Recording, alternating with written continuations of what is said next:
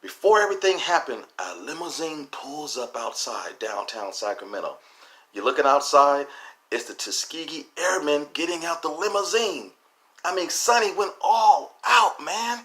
And then they was escorted to an elevator. They was brought upstairs, and let me tell you, the place was packed. When that elevator opened up and the Tuskegee Airmen were escorted out of the elevator, the place stood up and just applauded and cheered. It was amazing. I couldn't believe this was happening. It was a dream come true.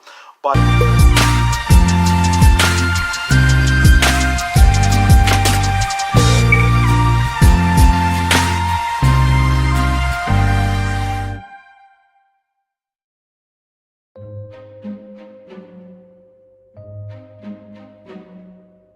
yo, what's up, my YouTube fam? Today, I'm gonna tell you a true story when I got a chance to meet the remaining elders and survivors of the Tuskegee Airmen. Now, these guys were war heroes of the 10th power, and their story has been documented. They made 2 movies about these gentlemen. They made the Tuskegee Airmen, starring Cuba Gooding Jr., Lawrence Fishburne, and years later they did another movie called Red Tails that was produced by none other than George Lucas. You're thinking, why would George Lucas get involved with a project like that? Well, his wife is the one that spearheaded the whole project. And if you didn't know, George Lucas is married to a black woman. That's right, he crossed over to the dark side. Blacktastic for life, baby. But anyway, as you know, I'm an author, and back in 2010, I wrote a book called Wristwatch: How I Survived Vietnam as a Black Man. It's a documentary book on one of my best friend's father, the time that he was drafted back in 1966 through 68. He had to serve in Vietnam unwillingly, but he did his bid for country. And his story is incredible. Here's a picture and copy of my book. All of my books are worldwide on Amazon, Barnes & Noble's, Books A Millions. It's published by my company, Blacktastic Books. There's your boy right there in the corner. But yeah, this is my book, Wristwatch: How I Survived Vietnam as a Black Man. So in 2012, the book was released. I went on tour around the United States. I did show after show after show. But in 2014, the 22nd, during Black History Month, a dream of mine came true. I got a chance to meet the Tuskegee Airmen. Not just run into them, they were cordially invited to my book signing, and they came. Check this out. A good friend of mine named Sunny. She's a promoter, and she's the CEO and owner of the Princess Book Club. And what she does with local authors, she does book signings for them, but in a way where it caters to the author and the book, and she goes all out for these authors, right? So what she did, we met downtown Sacramento to have a meeting about my upcoming book signing for my book. And we were talking, and you know, we was trying everything.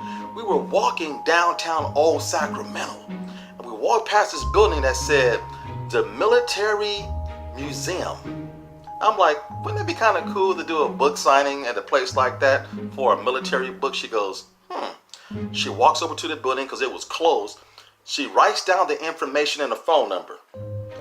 The next day she calls and makes an appointment. Make a long story short, she got me booked to do a book signing in the Military Museum in downtown Sacramento.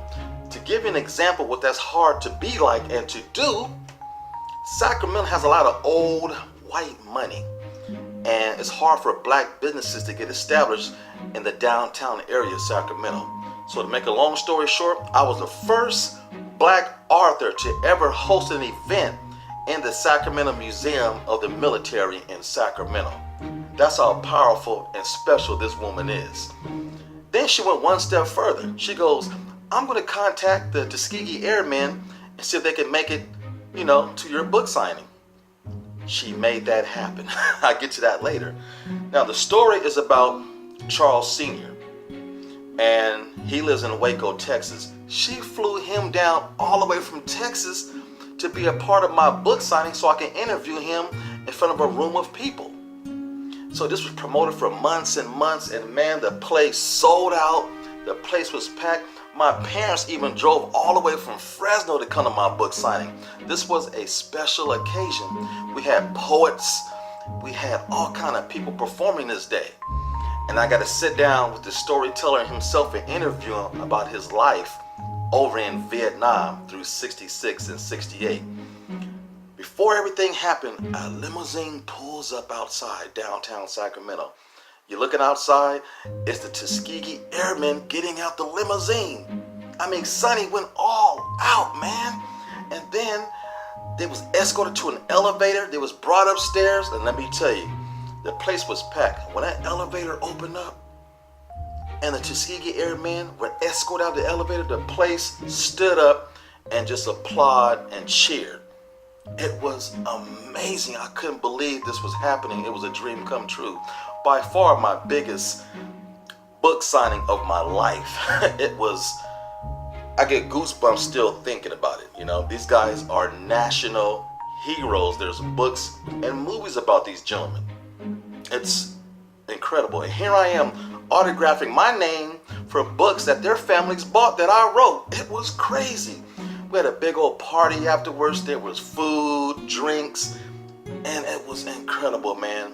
And spend time with these heroes and national treasures and taking pictures with them was something I would treasure for the rest of my life, because it's not every day you get to shake hands and hug the members of the Tuskegee Airmen and their family members, man. It was a special time in my life, probably my most astonishing achievement as a writer and as a publisher of books.